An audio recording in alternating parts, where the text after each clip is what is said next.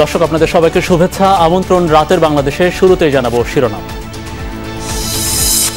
অন্তর্বর্তী সরকারের সঙ্গে রাজনৈতিক দলগুলোর সংলাপ, আলোচনার মাধ্যমে দ্রুত নির্বাচন কমিশন গঠন চায় বিএনপি। রোডম্যাপের প্রস্তাবনা দিল জামাত। প্রধান রাজনৈতিক দলসমূহ ঐক্যমতের ভিত্তিতে অনতিবিলম্বে নির্বাচন কমিশন গঠন করতে হবে এবং আমরা একটা রোড ম্যাপ দিতে বলেছি। জাতির সামনে একটা গ্রহণযোগ্য, সুষ্ঠু এবং শান্তিপূর্ণ নির্বাচন উপহার দেওয়ার পরিবেশ তৈরি করে। আন্দোলনের উত্তরায় নিহত ৮২ জনের মধ্যে ২৮ জনের পরিচয় নিশ্চিত করলেন অভিভাবকরা। বললেন, শহীদ পরিবার ও আহতদের দায়িত্ব নিতে হবে সরকারকে।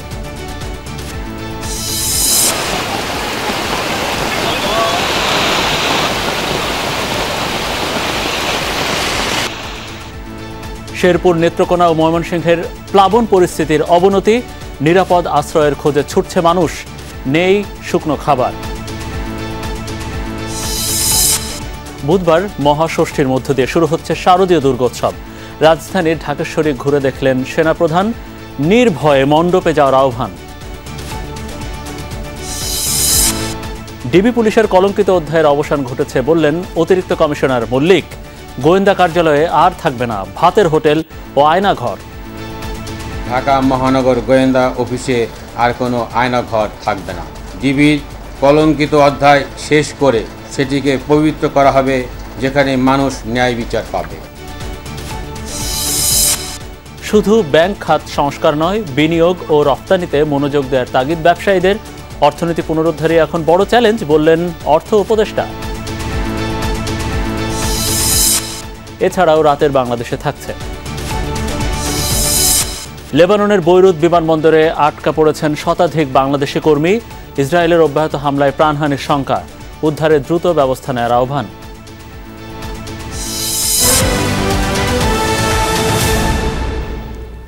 দর্শক, এতক্ষণ শিরোনামগুলো দেখছিলেন আমাদের। আপনাদের সঙ্গে আছি আমি মনিরুল ইসলাম। তো চলুন শুরু করা যাক বিস্তারিত খবর।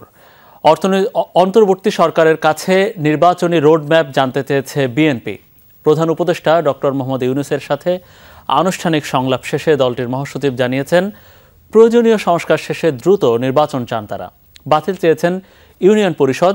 একই সাথে সরকারের মধ্যে যারা ছাত্র বিপ্লবের বিপক্ষে ছিল তাদের সরিয়ে দেওয়ার আহ্বানও জানানো হয়েছে। এ সময় ডক্টর ইউনূস বলেন, দেশে একটি সুষ্ঠু নির্বাচন করাই অন্তর্বর্তী সরকারের প্রধান কাজ। বিএনপিকে দিয়ে শুরু হলো অন্তর্বর্তী সরকারের সঙ্গে রাজনৈতিক দলগুলোর সংলাপ। শনিবার নির্ধারিত সময়ের আগেই প্রধান উপদেষ্টার সরকারি বাসভবন যমুনায় প্রবেশ করেন বিএনপির ৬ সদস্যের প্রতিনিধি দল। নেতৃত্ব দেন মহাসচিব মির্জা ফখরুল ইসলাম আলমগীর। অন্তর্বর্তী সরকারের প্রধান উপদেষ্টা ডক্টর মোহাম্মদ ইউনূসের সাথে বৈঠক চলে প্রায় ১ ঘণ্টারও বেশি সময় ধরে। দলের পক্ষ থেকে সুনির্দিষ্ট প্রস্তাবনা তুলে ধরেন বিএনপি নেতারা, যার লক্ষ্য দ্রুততম সময়ের মধ্যে একটি নিরপেক্ষ গ্রহণযোগ্য নির্বাচন। আমরা একটা রোড ম্যাপ দিতে বলেছি। নির্বাচন কমিশন কবে নির্বাচন হবে সে আমরা একটা রোড ম্যাপ দিতে বলেছি। আমরা এনআইডি কার্ড, যেটা আপনার স্বরাষ্ট্র মন্ত্রণালয়ে স্থানান্তর করা আইন করা হয়েছিল, সেটাকে অর্ডিন্যান্স জারির মধ্যে বাতিল করতে বলেছি। মাস দিনকাল নিয়ে কথা বলি না, উনি আমাদেরকে যেটা বলেছেন যেটা আমাদের ১ নম্বর প্রায়োরিটি, নির্বাচন অনুষ্ঠান তাদের ১ নম্বর প্রায়োরিটি। সংলাপে নির্বাচন কমিশন গঠনের পাশাপাশি দ্রুত বিভিন্ন খাতের সংস্কার কাজ শেষ করার দাবি জানায় বিএনপি। ইউনিয়ন পরিষদ নির্বাচন বাতিল করার কথা বলেছে দলটি। বিচার চেয়েছে শেখ হাসিনা আমলে লুটপাট, দুর্নীতিবাজ আর গুম খুনের সঙ্গে জড়িতদের। অন্তর্বর্তী সরকারের মধ্যেও ২-১ জন আছেন যারা অন্তর্বর্তী সরকার এবং আপনার যে গণঅভ্যুত্থান বিপ্লবের যে মূল স্পিরিট সেটাকে ব্যাহত করছে, তাদেরকে স্মরণের কথা বলে এসেছি। বিচারপতি খায়রুল হক, যিনি আমরা মনে করি যে নির্বাচন ব্যবস্থাকে ধ্বংস করার জন্য মূল হোতা, তার বিরুদ্ধে আমরা আইনগত ব্যবস্থা নেওয়ার কথা বলেছি রাষ্ট্রদ্রোহিতার অপরাধে। জেলা প্রশাসক নিয়োগ নিয়ে ওঠা অভিযোগ খতিয়ে দেখা, দলীয় বিবেচনায় নিয়োগ পাওয়া বিচারপতিদের বিরুদ্ধে আইনগত ব্যবস্থা গ্রহণ, দুর্নীতিগ্রস্ত এমপি মন্ত্রীরা কিভাবে দেশ ছেড়ে পালাচ্ছে তা তদন্তের দাবি জানানো হয়েছে। সেই সাথে বিদেশে বসে কেউ যাতে অপপ্রচার ষড়যন্ত্র করতে না পারে সে বিষয়ে পদক্ষেপ নেয়ার আহ্বান জানানো হয়েছে অন্তর্বর্তী সরকারের প্রতি। ফ্যাসিবাদী প্রধান শেখ হাসিনা ভারতে আছেন। ভারতের থেকে তাকে কেন্দ্র করে তার মাধ্যমে যে সমস্ত ক্যাম্পেইন চলছে, প্রচারণা চলছে, যে অপপ্রচার চলছে, সেই বিষয়গুলো হতে পারছে এই জন্য যে সে ভারতে আছে। এই বিষয়টাকে ভারতের সরকারের সঙ্গে আলোচনা করার জন্য এবং তাকে ওই অবস্থা থেকে সরিয়ে দেওয়ার জন্য আমরা সরকারকে অনুরোধ করেছি। তারা ভারত সরকারের সঙ্গে এটা নিয়ে কথা বলবে। এছাড়া সাম্প্রদায়িক সম্প্রীতি নষ্ট আর পার্বত্য চট্টগ্রামে অস্থিরতা সৃষ্টিকারীদের বিরুদ্ধে ব্যবস্থা গ্রহণের কথা বলেছেন। অনুরোধ করা হয়েছে দাবিগুলো দ্রুত বিবেচনা করে কার্যকরী পদক্ষেপ নেয়ার। দেশের পরিবর্তিত রাজনৈতিক পরিস্থিতিতে সামগ্রিক প্রেক্ষাপটের পাশাপাশি বিএনপির নানা রকম উদ্বেগ উৎকণ্ঠার কথা অন্তর্বর্তীকালীন সরকারকে জানিয়েছে বিএনপির প্রতিনিধি দল। পাশাপাশি নেতাকর্মীদের নামে মিথ্যা সাজানো মামলা প্রত্যাহার সহ আরও নানা ইস্যুতে তাদের সঙ্গে কথা বলেছেন তারা। তবে সবচেয়ে বেশি গুরুত্ব দিয়েছেন আগামী জাতীয় সংসদ নির্বাচন বিষয়ে। শরীফুল ইসলাম খান, যমুনা নিউজ, ঢাকা। বিএনপির পর একে একে জামাত ইসলামী সহ অন্যান্য রাজনৈতিক দলের সঙ্গে বৈঠক করেন প্রধান উপদেষ্টা ডক্টর মোহাম্মদ ইউনূস। এ সময় জামাতের আমির বলেন, নির্বাচনী সংস্কার বেশি গুরুত্বপূর্ণ, তবে অন্তর্বর্তী সরকারের মেয়াদ প্রলম্বিত করা যাবে না। গার্মেন্টস শিল্পে অসন্তোষ ও দুর্গাপূজার নিরাপত্তার বিষয়ে কথা বলেছেন গণতন্ত্র মঞ্চের নেতারা। তারা বলেছেন, আবার যাতে ফ্যাসিবাদ ফিরে না আসে সেজন্য সংস্কার জরুরি। বিএনপির সঙ্গে দীর্ঘ আলোচনার পর প্রধান উপদেষ্টা বৈঠক করেন জামাত ইসলামীর সাথে, যেখানে জামাতের পক্ষে নেতৃত্ব দেন আমির ডাক্তার শফিকুর রহমান। বৈঠকে অন্তর্বর্তী সরকারের কাছে সংস্কার এবং নির্বাচনের রোডম্যাপ চেয়েছে জামাত। আইনশৃঙ্খলা পরিস্থিতির পাশাপাশি গঠিত 6 সংস্কার কমিশন নিয়ে সরকারের কাছে পরামর্শও তুলে ধরেন দলের নেতারা। এছাড়াও কিছু মৌলিক সংস্কারের প্রস্তাবনা দেন জামাতের আমির। তারা দেশ শাসনের জন্য আসেননি, দেশ শাসনের সুস্থ পথ বিনির্মাণের জন্য তারা এসেছে। তাদের কাজ হচ্ছে জাতির সামনে যা জাতি বঞ্চিত ছিল পরপর 3টা নির্বাচনে, জাতির সামনে একটা গ্রহণযোগ্য, সুষ্ঠু এবং শান্তিপূর্ণ নির্বাচন উপহার দেওয়ার পরিবেশ তৈরি করা। এই জন্য কিছু মৌলিক বিষয়ে তাদেরকে সংস্কার করতেই হবে। সে কী মৌলিক বিষয়ে তারা সংস্কার করবেন সেই ব্যাপারে আমরা কথাবার্তা বলেছি এবং আমরা আশা করছি আগামী 9 তারিখ আপনাদের মাধ্যমে জাতির সামনে আমরা আমাদের প্রস্তাবনাগুলো উন্মুক্ত করব ইনশাআল্লাহ। এরপর প্রধান উপদেষ্টার সাথে বৈঠকে বসেন গণতন্ত্র মঞ্চের নেতারা। বৈঠকে দেশের আইনশৃঙ্খলা পরিস্থিতি নিয়ে আলোচনা করেন তারা। আলোচনা হয় গার্মেন্টস শ্রমিকদের পাওনা ও দুর্গাপূজার নিরাপত্তা নিয়ে। সংস্কার ও নির্বাচন ইস্যুতে প্রস্তাবনা তুলে ধরে গণতন্ত্র মঞ্চ। শিল্প এলাকায়, বিশেষ করে গার্মেন্টস এলাকায় যে অসন্তোষটা তৈরি করা হচ্ছে ওনাদের মতে, এগুলোর ব্যাপারে আমরা কি করছি সেটা বলছি। নির্বাচন ছাড়া মানে এটা সংস্কার ছাড়া নির্বাচন দুটোকে প্রতিপক্ষ হিসেবে দাঁড় করানোর কিছু নেই। এই দেশে নতুন রাজনৈতিক বন্দোবস্ত, সংস্কার এবং গণতান্ত্রিক নির্বাচন এগুলো সবই একে অপরের পরিপূরক। আগামী রোববার থেকে কমিশনের কাজ করবার কথা। কমিশনের মধ্যে এই আলাপ আলোচনাগুলো আসবে যাতে তারা নতুন নির্বাচন কমিশন কিভাবে গঠন হবে, ভোটার তালিকা কিভাবে হালনাগাদ করা যাবে। সন্ধ্যায় বাম গণতান্ত্রিক জোটের সঙ্গে বৈঠক করেন অন্তর্বর্তী সরকার প্রধান। আলোচনায় গুরুত্ব পায় দেশের চলমান পরিস্থিতি। বিভিন্ন যে সংস্কারের 6টি কমিটি করেছি, আমরা ধন্যবাদ জানিয়ে বলেছি। এর মধ্যে প্রধান হবে নির্বাচন ব্যবস্থার সংস্কার এবং সেটা আজকে থেকেই রাজনৈতিক দল সহ বিভিন্ন দলের সাথে, ব্যক্তিবর্গের সাথে কথা বলে পূর্ণাঙ্গ সংস্কার করে একটা নির্বাচন কবে হবে এই রোডম্যাপ ঘোষণা করতে হবে। এরপর প্রধান উপদেষ্টার সঙ্গে আলোচনায় বসেন ইসলামী আন্দোলনের প্রতিনিধি দল। টাকা পাচারকারী ও দুর্নীতিবাজদের বিরুদ্ধে আইনগত ব্যবস্থা নেওয়ার দাবি জানান নেতারা। যারা নাকি খুনি এবং যারা নাকি দেশের টাকা পাচারকারী এবং যারা নাকি দুর্নীতিবাজ, এরা কিভাবে দেশ থেকে পালালো এইটা আমাদের বোধগম্য না। এটা জাতি কিন্তু এটা মানতে চায় না। পরে রাতে প্রধান উপদেষ্টার সাথে বৈঠক করেন এবি পার্টি, খেলাফত মজলিস ও গণ অধিকার পরিষদের নেতারা। নির্বাচন নিয়ে আলোচনার পাশাপাশি সংস্কারের বিভিন্ন রূপরেখা তুলে ধরেন প্রধান উপদেষ্টার কাছে। আমরা বলেছি গণহারে মামলা না করে সুস্পষ্ট অভিযোগের ভিত্তিতে মামলা করা যেতে পারে। তাওহিদ মিথুন, যমুনা নিউজ, ঢাকা। রাজনৈতিক দলগুলোর সাথে বৈঠক শেষে গণমাধ্যমের সাথে কথা বলেন প্রধান উপদেষ্টার বিশেষ সহকারী মাহফুজ আলম ও প্রেস সচিব শফিকুল আলম। এ সময় তারা জানান, স্টেক হোল্ডারদের সাথে আলাপ শেষে সংস্কারের হাত দেওয়া হবে, তবে কবে নাগাদ নির্বাচন হবে তা এখনই বলা যাচ্ছে না। হয়েছে সেটা হচ্ছে যে 6টা কমিশন হচ্ছে, 5টা অলরেডি আপনি জানেন ফর্ম হয়েছে, আর একটার 1-2 দিনের মধ্যে ঘোষণা হবে। তো যেই বিষয়টা অবহিত করেছেন মাননীয় চিফ অ্যাডভাইজার মহোদয় এবং স্পেশাল অ্যাসিস্ট্যান্ট ছিলেন, তারপরে দুজন অ্যাডভাইজার ছিলেন, তারা যেটা অবহিত করেছেন যে এই যে 6টা কমিশন, এরা পলিটিক্যাল পার্টি, বাংলাদেশের বিভিন্ন স্টেক হোল্ডার এদের সাথে কথা বলবেন। ছাত্র জনতার আন্দোলনে শুধু উত্তর এলাকায় শহীদ 82 জনের মধ্যে 28 জনের পরিচয় সহ বিস্তারিত তালিকা প্রকাশ করেছে অভিভাবকদের সংগঠন 24-এর উত্তরা, যাদের 19 জনের শিক্ষার্থী, আছে 6 বছরের শিশু। আহতদের উন্নত চিকিৎসা, নিখোঁজদের সন্ধান আর শহীদ পরিবারের ভরণ পোষণের দায়িত্ব নেয়ার দাবি জানিয়েছে সংগঠনটি। ডাক্তারকে বলে যে আমি তো বাঁচবো না, সে 3-4 বার কথাটা জিজ্ঞেস করে আমি তো বাঁচবো না, আমার আম্মুকে ফোন দেন, আমার আম্মু আসলে আমি ঠিক হয়ে যাব। সন্তানহারা মায়েদের কান্না ফুরোয় না। উত্তরা এলাকায় 5 আগস্ট বিজয় মিছিলে বিকেল 4:30 নাগাদ গলায় আর পিঠে দুটো গুলি লাগে আব্দুল্লাহ বিন জাহিদের। রমিজউদ্দিন কলেজের 2য় বর্ষের শিক্ষার্থী ছিল জাহিদ। এখন আমার ছোট ছেলে বলে যে আম্মু ভাইয়া তো তোমাকে ছেড়ে চলে গেছে, আমি তোমাকে কার কাছে রেখে যাবো, আমি তো অসুস্থ। আমার ছোট ছেলেটা এখন মোবাইল নিয়ে বলে আম্মু আমার সাথে তো মোবাইল নিয়ে কেউই ঝগড়া করে না, আমার সাথে রিমোট নিয়ে ঝগড়া করে না। একই দিন একই রাস্তায় বাবা মা আর বোনদের সাথে মিছিলে গিয়েছিল 6 বছরের জাবির ইব্রাহিম। আগের কয়েকদিনও বোনদের সাথে আন্দোলনে নামে সে। 5 আগস্ট বিকেলে যখন গুলি লাগে তখন বাবার হাত ধরা। ভাতিজা এবং ছেলে পিছনে, তার পিছনে আমার ওয়াইফ, ওদেরকে নিয়ে আমি দৌড়ায় বাসার দিকে আসতেছিলাম। যে রোড দিয়ে আসতেছে এটাকে শায়েস্তা খান এভিনিউ বলে। ওই এভিনিউর সামনেই, ওই এভিনিউর এখানেই একটা মাদ্রাসার গেট আর একটা হলো এপিবিএনের গেট। এই গেট বরাবর আসার সাথে সাথেই ওই গেট থেকে গুলিটা আমার ছেলের উরুতে এসে লাগে। 18 জুলাই এই সন্তানকে নিয়ে আন্দোলনে নেমেছিলেন স্কুল শিক্ষিকা তাবাসসুম। গোলাগুলির মধ্যে ছেলেকে বাঁচিয়েছেন ঠিকই, কিন্তু গুলিটা লাগে তার হাতে। জাস্ট আমি ওয়ালের সাথে চাপা দিয়ে ওকে প্রোটেক্ট করেছি, তাই করার সাথে সাথে গুলিটা যখন এসে লাগছে আমার হাতটা ওর থেকে ছুটে গেছে।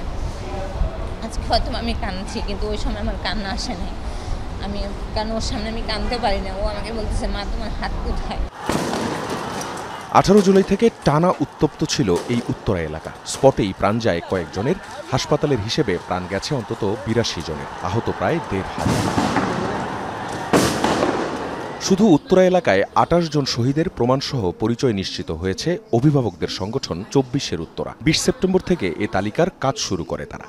অধিকাংশ নিহত আহত হয়েছে সাধারণত মাথায়, উরুতে, পায়ে, চোখে, কোমরে এবং পাঁজরে বুলেটের আঘাতে। ছোড়াগুলি এবং পুলিশ এবং ছাত্রলীগের লাঠিচার্জেও অনেক আহত হয়েছে। সংবাদ সম্মেলনে 24-এর উত্তরার দাবি, আহতদের চিকিৎসা আর শহীদ পরিবারের দায়িত্ব যেন নেয় সরকার। নিয়মিতভাবে আহত ব্যক্তির চিকিৎসার দায়িত্ব গ্রহণ ও শহীদ ও আহত পরিবারগুলোর খোঁজ খবর রাখা। এই গণ অভ্যুত্থানে যারা শহীদ ও আহত হয়েছেন তাদের সম্মানের সাথে স্বীকৃতি প্রদান করার উদ্যোগ গ্রহণ করা। এই লিস্টটি নিয়ে আমি হেলথ মিনিস্ট্রিতে এটি প্রোভাইড করব এবং আমরা আমাদের নিজেদের মতন একটা ভেরিফিকেশন করব, তারপরে এই লিস্ট অনুযায়ী ইনশাআল্লাহ আমরা কার্যক্রম শুরু করব। এরই মধ্যে আন্দোলনে 1581 জন শহীদের তালিকা ঘোষণা করেছে বৈষম্য বিরোধী ছাত্র আন্দোলন ও স্বাস্থ্য বিষয়ক উপকমিটি। উত্তরার এ তালিকা তুলে দেয়া হয় জুলাই শহীদ স্মৃতি ফাউন্ডেশনের সাধারণ সম্পাদক মীর মাহবুবুর রহমান স্নিগ্ধর হাতে। আখলাকুস সাফা, যমুনা নিউজ, ঢাকা। সারা দেশে শুরু হয়েছে হিন্দু ধর্মাবলম্বীদের সবচেয়ে বড় উৎসব দুর্গাপূজার শেষ মুহূর্তের তোড়জোড়। ষষ্ঠী পূজার বাকি মাত্র 3 দিন, এরপরই শুরু মূল আনুষ্ঠানিকতা। ভক্তরা চান শান্তিপূর্ণ দুর্গোৎসব। সব আয়োজন সম্পন্ন করতে তৎপর স্থানীয় সব প্রশাসন। গোপালগঞ্জের বিভিন্ন পূজা মণ্ডপে এখনও চলছে রঙের কাজ। শেষ সময়ে প্রতিমার অঙ্গসজ্জার কাজে ব্যস্ত কারিগররা। জেলায় এবার 1294টি মণ্ডপে দুর্গাপূজার আয়োজন করা হয়েছে। নির্বিঘ্নে সনাতন ধর্মাবলম্বীদের পূজা উদযাপনে দেশের সব মণ্ডপে নিরাপত্তা দিচ্ছে পুলিশ, আনসার ও সেনাবাহিনীর সদস্যরা। যে কোনো অপ্রীতিকর ঘটনা মোকাবেলায় প্রস্তুত প্রশাসন। মাদারীপুরের বেশিরভাগ মন্দিরে প্রতিমা তৈরি সম্পন্ন হয়েছে।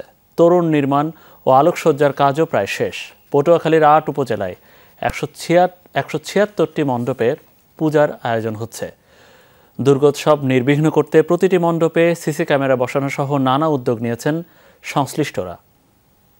সাহেব, প্রেসিডেন্ট সাহেব এবং সেনাবাহিনী, পুলিশ সবাই আমাদের কাছে সহযোগিতা আশ্বাস দিয়ে গেছে।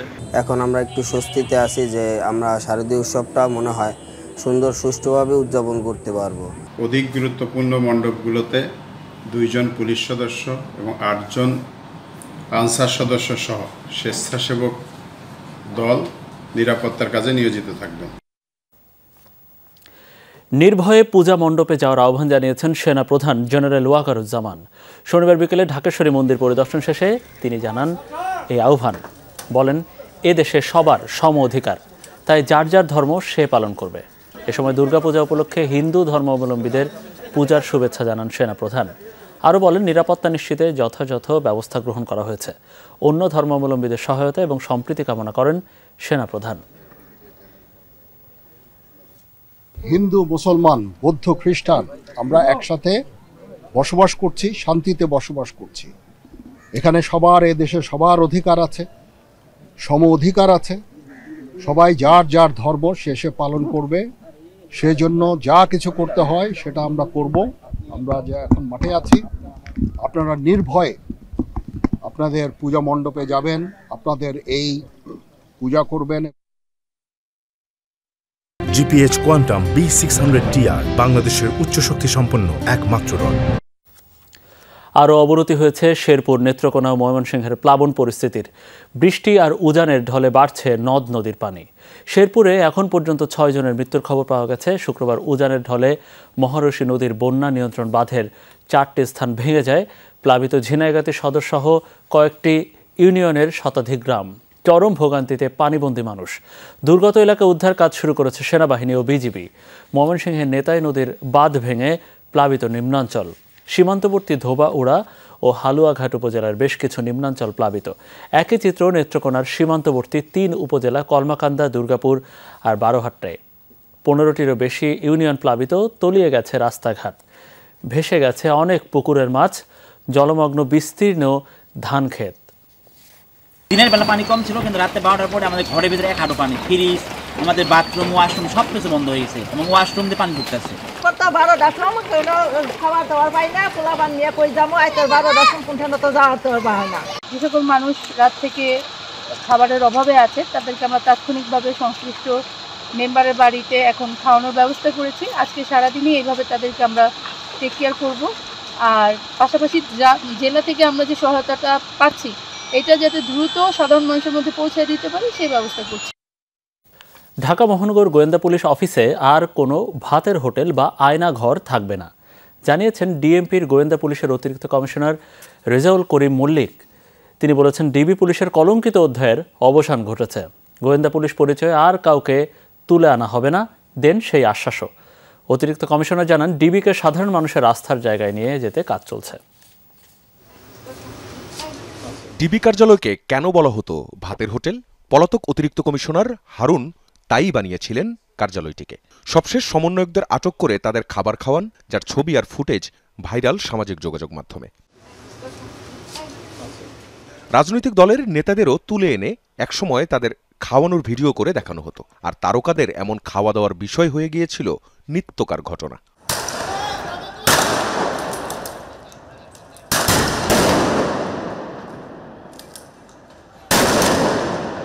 জুলাই আগস্টে ছাত্র জনতার আন্দোলন দমাতে গ্রেফতার ও গুলি চালানোর ঘটনায় ব্যাপক সমালোচনার মুখে পড়ে ঢাকা মহানগর গোয়েন্দা পুলিশ।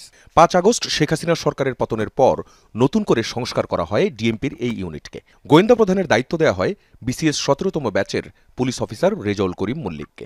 যাদের আত্মত্যাগে আমরা এক নতুন বাংলাদেশ পেয়েছি। দায়িত্ব নেয়ার 1 মাস পর গণমাধ্যমের মুখোমুখি হন এই কর্মকর্তা। কথা বলেন ডিবি পুলিশের নানান দিক নিয়ে। বলেন ডিবির কলঙ্কিত অধ্যায়ের সমাপ্তি ঘটেছে। বিগত সময়ে কিছু উচ্চাভিলাষী অফিসারের কারণেই সংস্থাটির ভাবমূর্তি নষ্ট হয়। এখন থেকে আসামিদের আর হয়রানি করা হবে না, ডিবি কার্যালয়ে হবে না নায়ক নায়িকাদের আড্ডাখানা। ঢাকা মহানগর গোয়েন্দা অফিসে আর কোনো আয়নাঘর থাকবে না। ডিবির কলঙ্কিত অধ্যায় শেষ করে সেটিকে পবিত্র করা হবে, যেখানে মানুষ ন্যায় বিচার পাবে। এখানে কোনো নায়ক নায়িকা বা সেলিব্রিটিদের সময় কাটানোর জায়গা হবে না। কোনো কর্মকর্তা অপরাধ করলে ছাড় দেয়া হবে না বলেও হুঁশিয়ারি দেন মহানগর গোয়েন্দা প্রধান। ডিবির কোনো সদস্য যদি কোনো ধরনের অনৈতিক ও অপেশাদার কর্মকাণ্ডের সাথে যুক্ত হন, তাদেরকেও বিন্দুমাত্র ছাড় দেওয়া হবে না। দুর্গাপূজাকে কেন্দ্র করে পুরো ঢাকায় নিরাপত্তা ব্যবস্থা নেওয়া হয়েছে জানিয়ে তিনি বলেন, পুলিশের পাশাপাশি ডিবির টিম সাদা পোশাকে দায়িত্ব পালন করবে।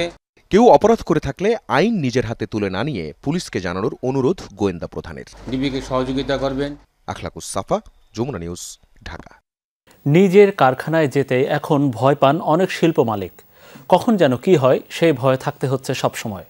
উৎপাদন নিশ্চিত করতে হলে আইনশৃঙ্খলা রক্ষার বিকল্প নেই।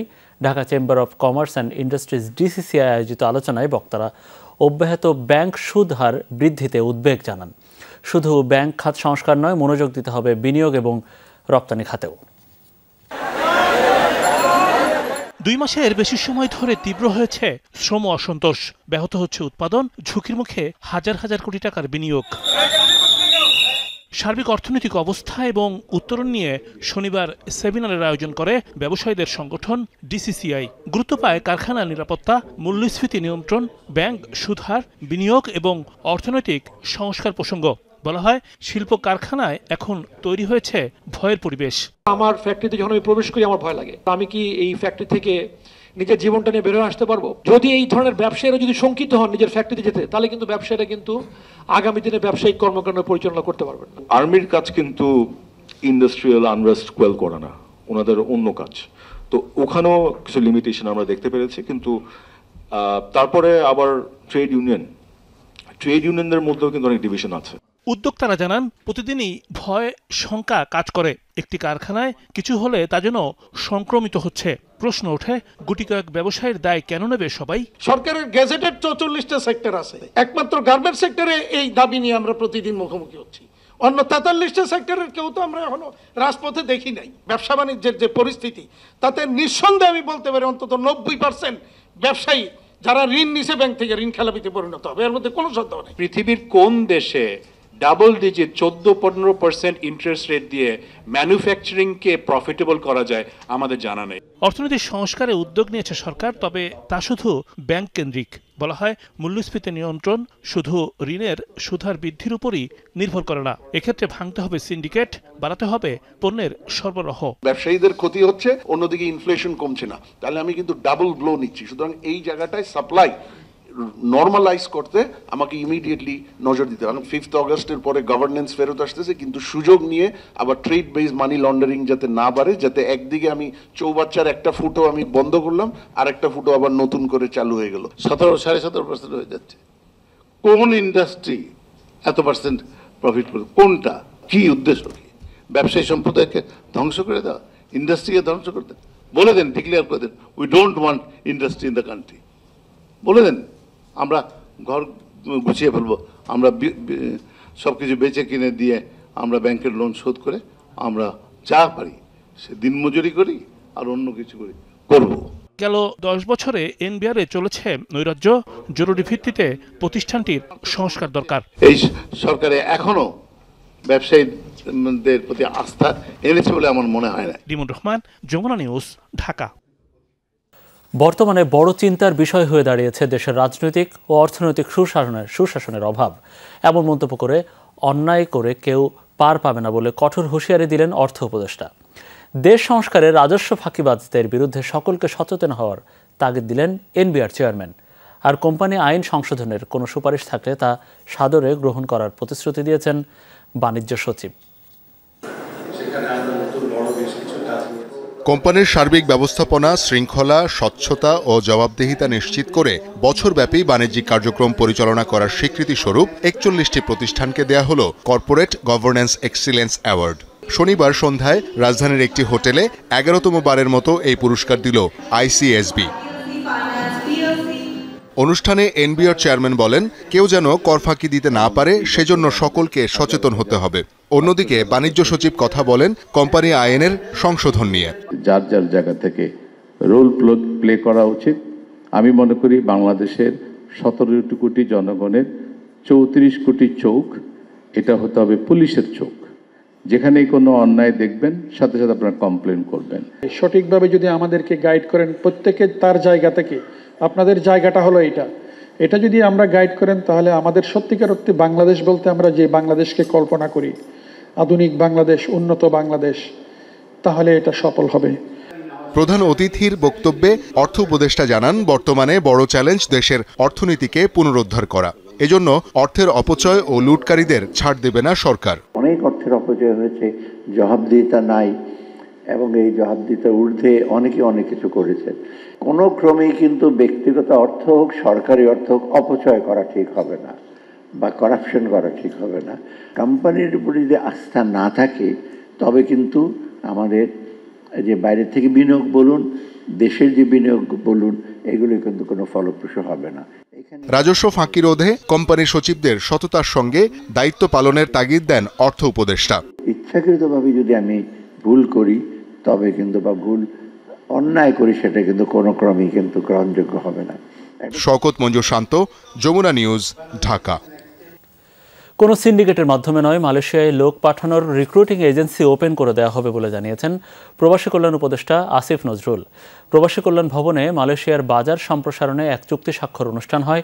সেখানেই তিনি বলেন, নানা জটিলতায় প্রায় 18,000 শ্রমিক মালয়েশিয়া যেতে পারেনি। তাদের মালয়েশিয়া যাওয়ার সুযোগ দেবে দেশটির সরকার। প্রতিশ্রুতি দ্রুত কার্যকরের চেষ্টা চলছে। মধ্যপ্রাচ্যে বাংলাদেশি যেসব শ্রমিক রয়েছে তাদের জন্য আগামী 2 সপ্তাহের মধ্যেই বিমানবন্দরে বিশেষ লাউঞ্জের ব্যবস্থা করা হবে। ঢাকার নবাবগঞ্জে শারদীয় দুর্গাপূজা উপলক্ষে মতবিনিময় সভা এবং আর্থিক সহযোগিতা প্রদান করেছেন জাতীয় পার্টির কো-চেয়ারম্যান অ্যাডভোকেট সালমা ইসলাম। বর্ধনপাড়া জাতীয় পার্টির কার্যালয় মাঠে মতবিনিময় সভা অনুষ্ঠিত হয়। এতে প্রধান অতিথি ছিলেন যমুনা গ্রুপের চেয়ারম্যান সালমা ইসলাম। এ সময় তিনি দোহার ও নবাবগঞ্জের 221টি পূজা মণ্ডপে আর্থিক সহযোগিতা প্রদান করেন। এছাড়া আইনশৃঙ্খলা রক্ষাকারী বাহিনীর পাশাপাশি জাতীয় পার্টির নেতাকর্মীদের দুর্গাপূজার নিরাপত্তায় সার্বিক সহযোগিতা করার আহ্বান জানান। অনুষ্ঠানের সভাপতিত্ব করেন নবাবগঞ্জ জাতীয় পার্টির সভাপতি জুয়েল আহমেদ। উপস্থিত ছিলেন দোহার ও নবাবগঞ্জের জাতীয় পার্টির নেতাকর্মী সহ পূজা কমিটির সদস্যরা। মানুষকে ভালোবেসে মানুষের কাজ করতে আমি পছন্দ করি। বিগত দিনে আমার সময় আমার ছেলেরা, আমার জাতীয় পার্টির ছেলেরা সন্ত্রাসে কোনো লিপ্ত ছিল না, ডাকাতিতে কোনো লিপ্ত ছিল না, মাটি কাটাতে কোনো লিপ্ত ছিল না। এরা সবসময় শান্তভাবে চলতো। আপনারা যদি আমার পাশে থাকেন, আমার কথা যদি ভাবেন, আমাকে যদি আবার ফিরে আনেন, তাহলে আমি আসতে পারবো আপনাদের দ্বারা। বাংলাদেশ থেকে হাজার কোটি টাকা পাচার মামলায় কারাবন্দী পিকে হালদারের 3 সহযোগীর জামিন মঞ্জুর করেছেন কলকাতার ব্যাংক শাল আদালত। শনিবার ভাই প্রাণেশ হালদার, ইমন হালদার এবং শর্মী হালদারের জামিন মঞ্জুর করেন আদালত। দীর্ঘ শুনানির পর এ রায় এলো। জামিনের শর্ত হিসেবে 5 লাখ রুপির বন্ড জমা দেওয়ার নির্দেশ দেওয়া হয়। পাশাপাশি ভারতের বাইরে যাওয়া এবং এই মামলার কোনো সাক্ষী অথবা প্রত্যক্ষদর্শীর সাথে সাক্ষাতেও নিষেধাজ্ঞা আরোপ করা হয়েছে। বৈরুত বিমানবন্দরে ইসরায়েলি হামলাকে কেন্দ্র করে যে কোনো মুহূর্তে প্রাণহানির শঙ্কায় সেখানে কর্মরত বাংলাদেশিরা। লেবাননের রাজধানীর এই বিমানবন্দরে কর্মরত আছেন শতাধিক বাংলাদেশি। গেল 4 দিন ধরে বিমানবন্দরটি লক্ষ্য করে হামলা অব্যাহত রেখেছে ইসরায়েল। এই অবস্থায় সেখানে আটকে পড়া বাংলাদেশিদের উদ্ধারে দ্রুত ব্যবস্থা নিতে সরকারের প্রতি আহ্বান প্রবাসীদের। লেবানন থেকে সহকর্মী বাবু সাহার প্রতিবেদন। কিছুক্ষণ পরপরই এমন ভয়াবহ বিস্ফোরণে কেঁপে উঠছে বৈরুতের রফিক হারিরি বিমানবন্দরের আশেপাশের এলাকা। গেল বুধবার থেকে লেবাননের কেন্দ্রস্থল লক্ষ্য করে হামলার পরিধি বাড়িয়েছে ইসরায়েলি বিমান বাহিনী, যার অন্যতম লক্ষ্য পরিণত হয়েছে এই বিমানবন্দর এলাকা। রফিক হারিরি বিমানবন্দরে কর্মরত আছেন শতাধিক বাংলাদেশি। এদের বেশিরভাগই পরিচ্ছন্নতা কর্মী। ইসরায়েলি বিমান হামলা শুরুর পর থেকেই তারা আটকা পড়েছেন এয়ারপোর্টে। কোম্পানি আমাদেরকে বাংলাদেশে যাওয়ার জন্য কোনো অনুমতি দিচ্ছে না, আর দেবেও না। তারা আমাদেরকে জোরপূর্বক কাজ করাইতেছে, কাজ করাবার জন্য আমাদের প্রতি অনেক টর্চারিং করতেছে। এই অবস্থায় যে কোনো মুহূর্তে বড় ধরনের হামলা হতে পারে বিমানবন্দরটিতে, ফলে প্রাণহানির শঙ্কায় সেখানে কর্মরত বাংলাদেশিরা। এ পরিস্থিতি থেকে উদ্ধারের জন্য সরকারের কাছে আহ্বান তাদের। আমরা 100 লোক আছি এয়ারপোর্টে, কাজ করতেছি। আমরা অনিশ্চিতের মধ্যে আছি। আমাদের সারেগাদি বোম ফুটতেছে, 10 মিনিট আগে আমাদের ফাঁসের বিল্ডিংয়ে বোম ফুটছে। আমরা এখানে আসি, আমাদের কোনো নিরাপত্তা নাই। আমরা সরকারের কাছে আকুল আবেদন, আমাদেরকে যে কোনো কিছুর বিনিময় বাংলাদেশে পাঠানোর জন্য আমরা বাংলাদেশে না করি। আমাদের মা বাবা বাচ্চা সবারই আছে, সবার কাছে সরকারের কাছে অনুরোধ, আমাদের যে কোনো কিছুর বিনিময় বাংলাদেশে পাঠানো হোক। আমরা এখন বর্তমানে কোনো নিরাপদ নাই। রাত্রে দিনে যাই একটু ভালো থাকি, রাত্রে থাকি আতঙ্কে। মানে যত দ্রুত মানে আমরা দেশে পাঠানোর যে ব্যবস্থা করে, এটাই আমার আকুল আবেদন। এ কঠিন পরিস্থিতিতে বিমানবন্দর কর্তৃপক্ষের অসহযোগিতার কথাও জানান আটকে পড়া বাংলাদেশিরা। সাবরিনা নুসরাত, যমুনা নিউজ।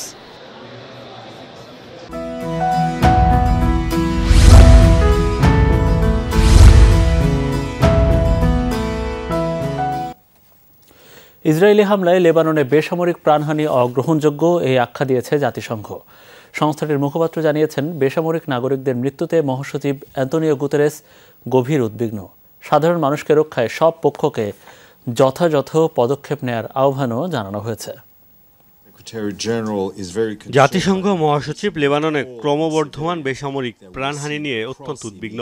আবারও রাজধানী বৈরুত ইসরায়েলের ব্যাপক বিমান হামলার শিকার হচ্ছে, উদ্ধারকর্মীরা আহত হচ্ছেন। এছাড়া লেবাননের অন্যান্য অংশেও হামলা হচ্ছে। এসব হামলায় বেসামরিক প্রাণহানি অগ্রহণযোগ্য। বেসামরিক নাগরিক ও অবকাঠামো রক্ষায় সব পক্ষকে যথাযথ পদক্ষেপ নিতে হবে। দর্শক, এই ছিল আমাদের রাতের বাংলাদেশের আয়োজনে। এতক্ষণ আমাদের সাথে থাকার জন্য আপনাদের সবাইকে অনেক অনেক ধন্যবাদ।